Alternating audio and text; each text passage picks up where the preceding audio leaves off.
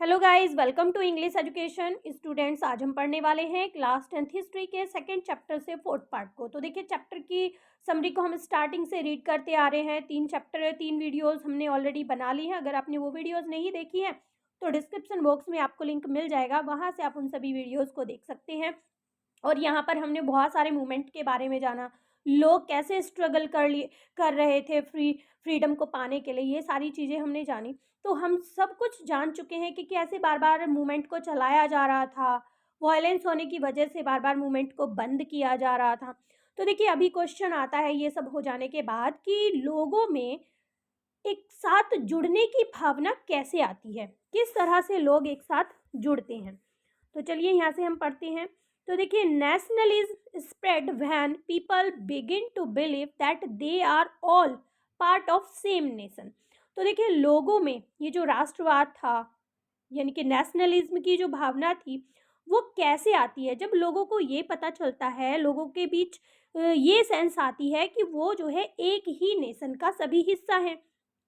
When they discover some unity that bind them together. तो देखिए, जब वो एक ऐसी एकता की खोज करती हैं जिन्हें वो उन्हें एक साथ बांध के रखती है। तो देखिए, जब ये सेंस लोगों के अंदर आती है तो वो एक साथ जुड़ते हैं।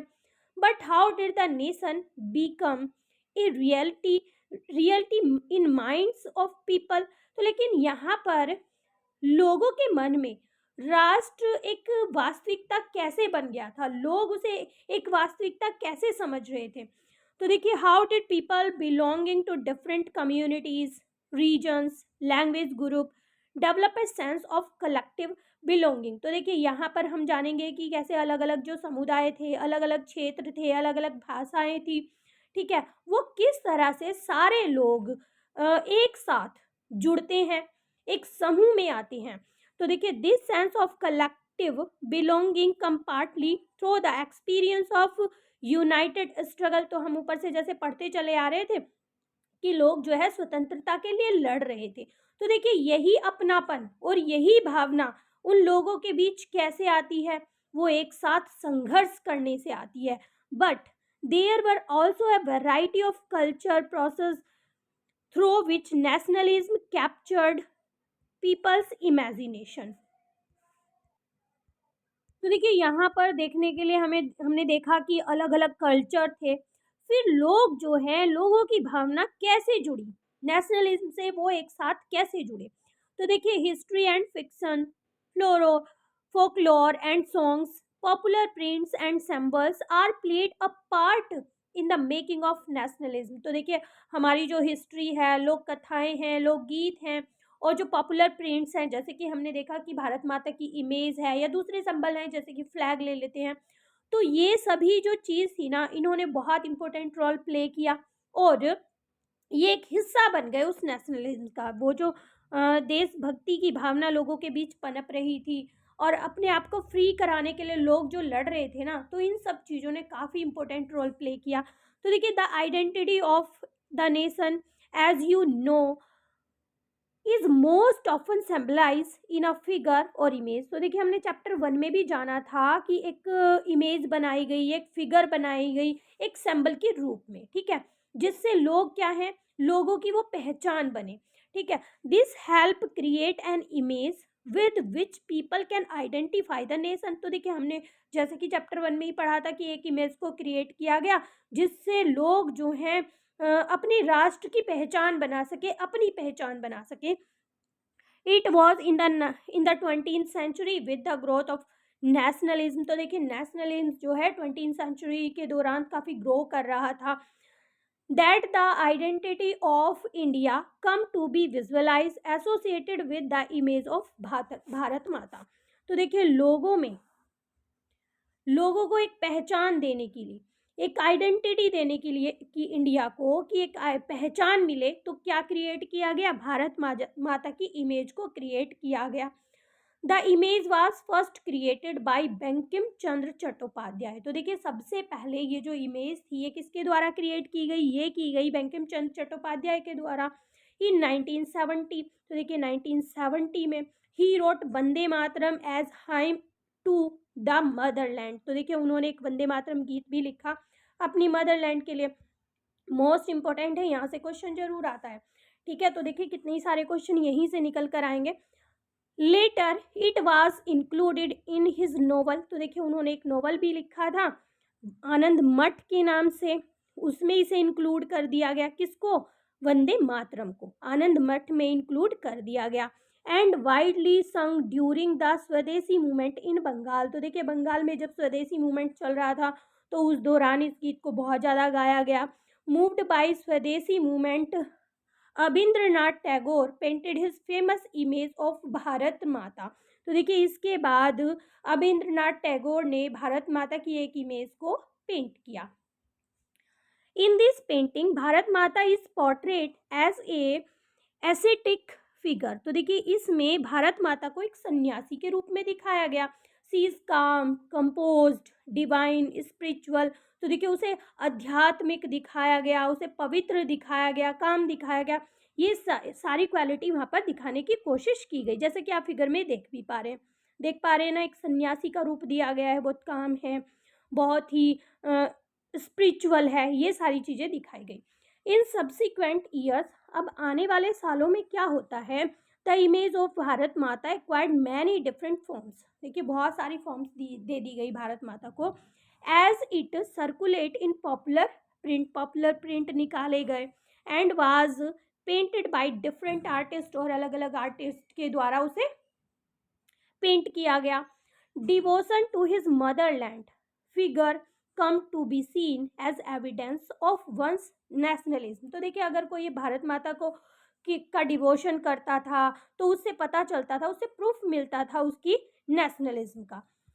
देखिए idea of nationalism is also developed through the movement to revive Indian folklore, तो देखिए यहाँ पर लोक कथाएं जो थी उनके माध्यम से भी, लोक कथाओं के माध्यम से भी नेशनलिज्म को यानी कि राष्ट्रवाद को, राष्ट्रभक्ति को डेवलप किया गया। In late 19th century India nationalist began recording folk tales sung by bards and they toured village together folk song and legend, तो देखिए अब जो नेशनलिस्ट थे उन्होंने क्या करना शुरू किया, उन्होंने जो है एक मूवमेंट चलाया, जिस मूवमेंट के माध्यम से उन्होंने, और वो कब की बात है, लेट 19th सेंचुरी की बात है, उन्होंने जो है ये सभी जो है लोक कथाएं इनको रिकॉर्ड करना शुरू कर दिया।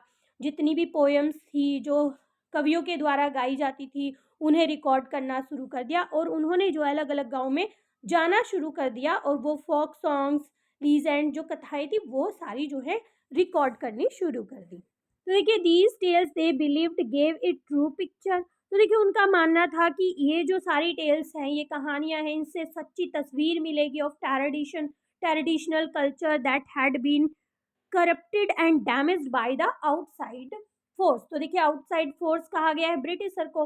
तो देखिए यहाँ पर ये जो लोग थे, नेशनलिस्ट थे, इनका मानना था कि ये इन्हीं से, ये जो कहानियां हैं, ये जो लोकगीत हैं, इनसे ही एक सच्ची पिक्चर मिलेगी हमारे ट्रेडिशन कल्चरल ट्रेडिशन को। और उनका ऐसा भी मानना था ये करप्ट कर दी गई है, यानी कि भ्रष्ट कर दी गई है, डैमेज कर दी गई है ब्रिटिशर के द्वारा। It was essential to preserve this folk tradition in order to discover one's national identity and restore a sense of pride in one's past, तो देखिए उनका ये भी मानना था, वो ऐसा उन्होंने क्यों करना शुरू कर दिया, क्योंकि वो सोच रहे थे कि इनको प्रिजर्व करना, इनको बचा कर रखना बहुत ज़्यादा ज़रूरी है, इन्हीं से हमें जो है हमारी जो राष्ट्र की पहचान है वो मिलेगी, जो प्राइड है पास्ट का वो हमें पता चलेगा। तो देखिए in Bengal Rabindranath Tagore himself began collecting ballads, nursery rhymes and myths and lead the movement for folk revival. हाँ, तो देखिए यहाँ पर बंगाल में रविन्द्रनाथ टैगोर ने भी यही काम करना शुरू कर दिया, क्योंकि जितनी भी पोएम थी, स्टोरीज थी, उन सबको कलेक्ट करना शुरू कर दिया। अब देखिए मद्रास की यहाँ पर बात बताई गई है। Natesa Sastri publish a massive 4-volume collection of Tamil folk tale, तो देखिए उन्होंने भी तमिल फोक टेल को 4 वॉल्यूम में प्रकाशित किया, और यहाँ पर उसका टाइटल बताया गया है the folklore of southern India, ये उसका नाम था। ही believe that folklore was essential national literature.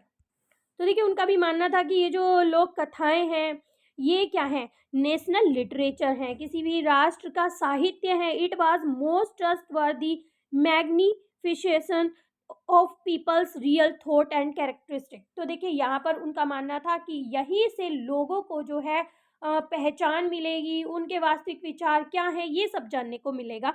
As the national movement develop, nationalist leader became more and more aware of such icon and symbol in unifying people and inspiring in them a feeling of nationalism।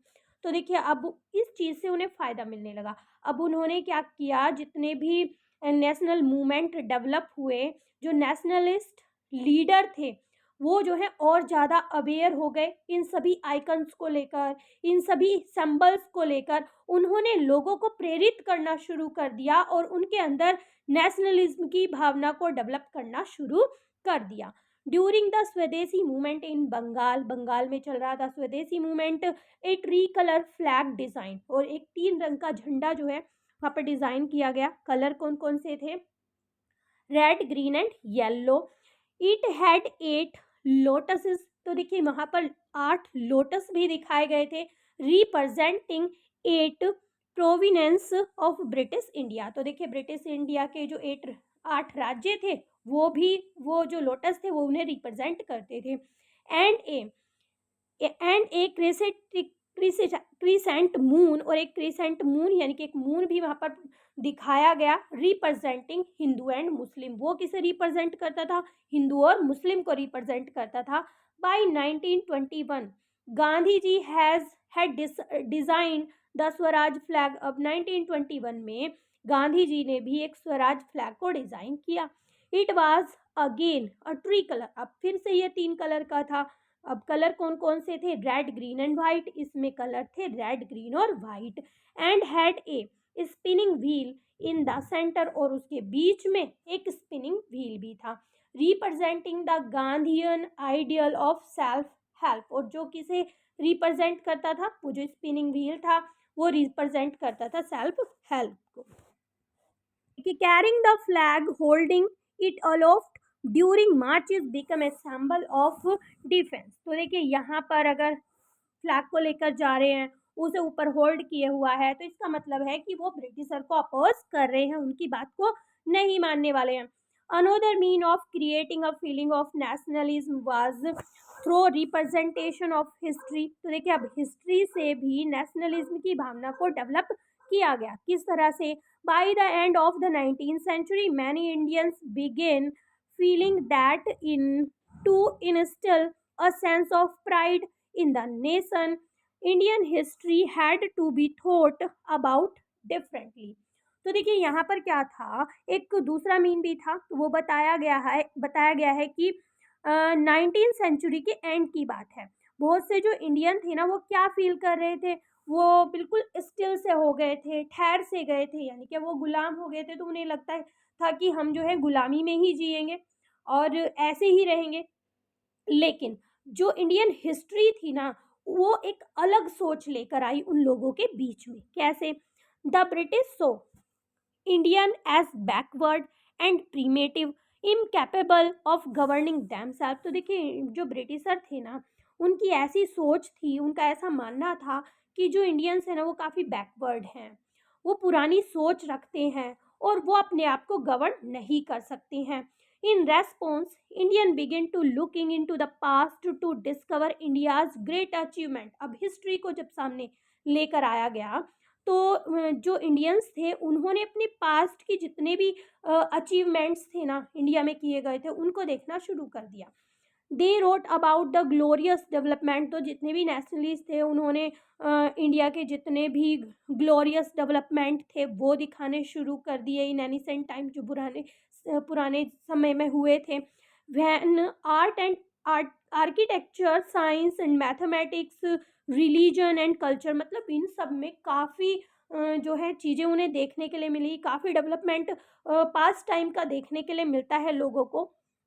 Law and philosophy देखते हैं वो वहाँ पर, crafts देखते हैं, trade देखते हैं, had flourish. तो वो उन्होंने देखा कि ये सारी जो चीज़ें हैं, जैसे उन्होंने हिस्ट्री को पढ़ना शुरू किया तो उन्होंने क्या देखा कि यहाँ पर जो इंडिया है उसमें अलग ही तरह का आर्किटेक्चर है, साइंस है, मैथ है, रिलीजन के बारे में, कल्चर के बारे में, लॉ, फिलॉसफी, क्राफ्ट, ट्रेड, मतलब हर एक चीज़ काफ़ी अच्छे से फ्लोरिश कर रही थी। This glorious time, in their view, was followed by a history of decline। तो देखिए ये सारी सारा जो ग्लोरियस टाइम था, इतना सारा अचीवमेंट इंडिया ने किया था, अब उसके बारे में उन्होंने जाना और उसके पतन के बारे में उन्हें पता चला। When Indian was colonized, जब इंडियन जो है कॉलोनाइज हुए तब ये सारी चीज़ें जो है डेक्लाइन हो गई, इन सारी चीज़ों का पतन हो गया। अब उन्हें इस बारे में पता चला। These nationalist histories urge the readers to take pride in India's great achievement in the past and struggle to change the miserable condition of the life under British rule। तो देखिए ये सब जो है नेशनलिस्ट जो थे उन्होंने ऐसा क्यों किया था, जिससे कि जो रीडर हैं वो इंडिया के प्राइड को देख सकें, इंडिया के अचीवमेंट को देख सकें और स्ट्रगल कर सकें और ये जो मिजरेबल कंडीशन थी ना ब्रिटिश रूल के अंडर में, इससे वो बाहर निकल सके।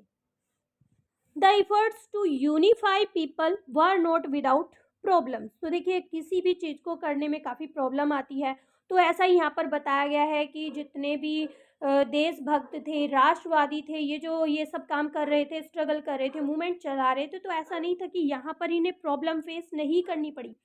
काफ़ी ज़्यादा प्रॉब्लम उन्हें फेस करनी पड़ती है। When the past being glorified was Hindu, when the images celebrated were drawn from Hindu iconography, then people of other communities felt left out। तो देखिए यहाँ पर क्या हुआ कि मतलब ये सारी चीज़ें जो ग्लोरीफाइड थी, ये सब किससे रिलेटेड दिखाई जा रही थी, ये सभी हिंदुओं से रिलेटेड दिखाई जा रही थी। और ये जो इमेज थी ना, आइकनोग्राफी थी, जो सारी चीज़ें जो है जैसे पिक्चर बनाई गई, कोई भी आइकन बनाया गया, कोई भी सिंबल बनाया गया, तो कहीं ना कहीं ये हिंदुओं से जुड़ी हुई थी। अब जो दूसरी कम्युनिटीज़ थी, जो दूसरे समुदाय थे, तो उन्हें ऐसा लग रहा था, वो अपेक्षित महसूस कर रहे थे, वो उन्हें ऐसा, जैसे मुस्लिम भी जुड़े हुए थे या फिर दूसरी कास्ट के लोग भी जुड़े हुए थे, तो उन्हें ऐसा लगने लगा कि ये सारी चीज़ें जो हैं मतलब हिंदुओं को ज़्यादा अहमियत दी जा रही है। जैसे कि हम पढ़ते चले आ रहे थे ऊपर से कि कई बार मूवमेंट को चलाया गया, कई बार रोका गया, कुछ लोग अलग कम्युनिटी के थे, कुछ लोग अलग पार्टीज़ बनाकर खड़े हो रहे थे। तो बिल्कुल यही चल रहा था, मतलब इतना सारा कुछ हो गया था, अभी भी प्रॉब्लम जो है खड़ी हुई थी। अब लोग जो हैं ये समझने लगे थे कि मतलब हिंदुत्व को यहाँ पर आगे बताया जा रहा है और कहा जा रहा है कि भाई सब कुछ हिंदुओं ने ही किया है। ये वाला मैटर सामने आ गया। तब देखते हैं कॉन्क्लूजन क्या होता है। चैप्टर हमारा ऑलमोस्ट कंप्लीट हो चुका है। तो देखिए, एक growing anger against the colonial government was thus bringing together various group and classes of Indian into a common struggle for freedom in the first half of the 20th century। तो देखिए 20th century के first half की बात है। तो देखिए लोगों में गुस्सा जो है कॉलोनियल गवर्नमेंट को लेकर बढ़ता चला जा रहा था, ब्रिटिश गवर्नमेंट को लेकर बढ़ता चला जा रहा था, और यही चीज़ अलग अलग ग्रुप के लोगों को, अलग अलग क्लास के लोगों को एक साथ जोड़ देती है, कॉमन स्ट्रगल से जोड़ देती है फ्रीडम के लिए। The Congress under the leadership of Mahatma Gandhi try to channel people grievance into organise movement for independence. तो देखिए अब जो कांग्रेस थी वो किसकी लीडरशिप में चल रही थी, जो महात्मा गांधी थे उनके लीडरशिप में चल रही थी, और उनका मेन पर्पस था कि लोगों को एक साथ जोड़ा जाए, इस मूवमेंट से जोड़ा जाए इंडिपेंडेंस के लिए। Through such movement the nationalist tries to force a national unity. तो देखिए वो नेशनल, सबसे पहले लोगों में यूनिटी की भावना आएगी ना, एकता की भावना आएगी, तभी तो वो कोई स्ट्रगल या मूवमेंट में आगे भाग लेंगे। But as we have seen, जैसा कि हमने देखा है, diverse group and classes participated in these movement. तो बहुत सारे अलग अलग ग्रुप के लोग जो हैं, अलग अलग क्लास के लोग जो है इस मूवमेंट में पार्टिसिपेट कर रहे थे with varied aspiration and expectation. लेकिन उनकी जो एस्पिरेशन थी, उनकी जो आशाएं थी, उनकी जो आकांक्षाएं थी, वो बिल्कुल अलग अलग थी। जैसा कि हमने चैप्टर में पढ़ा कि जो पीजेंट्स थे, पुअर पीजेंट्स थे, वो किस लिए स्ट्रगल कर रहे थे? क्योंकि वो रेंट देना नहीं चाहते थे। अब जो रिच पीजेंट्स थे उनकी मांग कुछ और थी, जो बिजनेसमैन थे वो उनकी मांग कुछ और थी, तो सभी की एक्सपेक्टेशन अलग अलग थी। As their grievances were wide ranging, मतलब उनकी जो मांगे थी वो बहुत अलग अलग थी।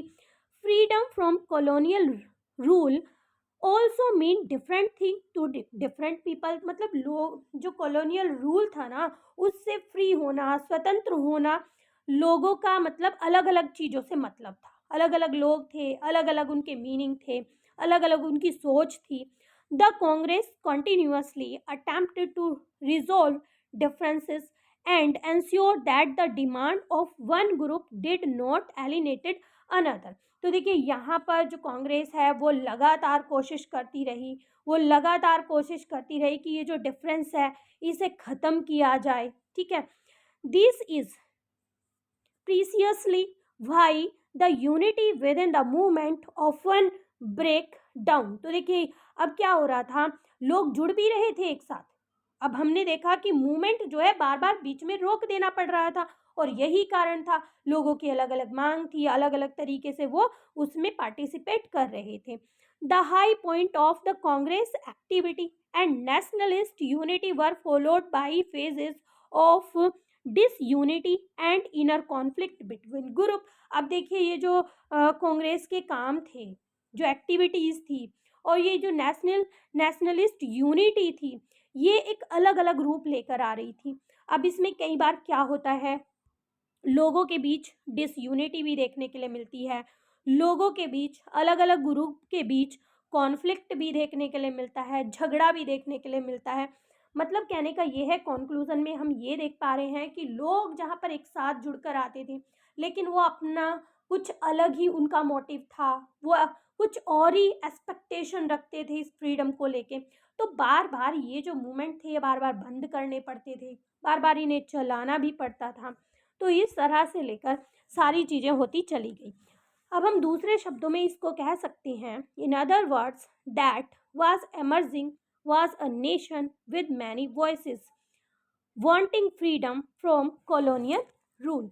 तो देखिए यहाँ पर जो ये राष्ट्र उभरा था वो एक कई आवाज़ों वाला राष्ट्र था, लेकिन सभी क्या चाहते थे, फ्रीडम चाहते थे कॉलोनियल रूल से। तो इस तरह से आपका चैप्टर होता है कंप्लीट। आई होप अच्छे से आपको समझ में आ गया होगा। अगर वीडियो आपको अच्छी लगी है तो एक लाइक ज़रूर करें। चैनल पर अगर आप पहली बार आए हैं तो चैनल को सब्सक्राइब करें। मिलते हैं नेक्स्ट टॉपिक में, तब तक के लिए bye bye and take care.